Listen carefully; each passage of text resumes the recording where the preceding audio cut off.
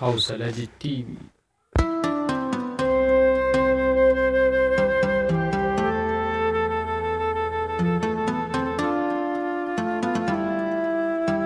Manyan jaruman Kannywood da suka mutu a rana mai kamar yau.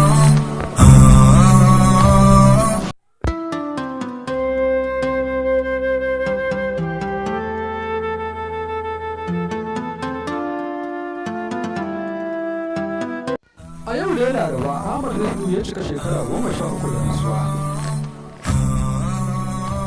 Jarumin ya rasu ne ranar 1 ga watan Janairu na shekarar 2007.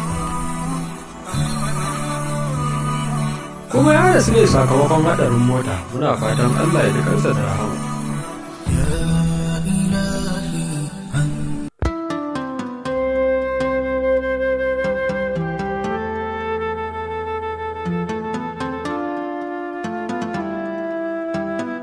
A yau da Laraba ita ma shahararriyar 'yar wasan Hausa nan wata dodo ta cika shekara 10 da rasuwa. Jarumar ta rasu ne a ranar 1 ga watan Janairu na shekarar 2010.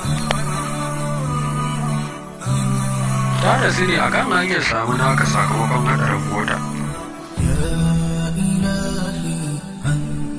Muna fatan Allah ya ji kansu gaba ɗaya. Amin.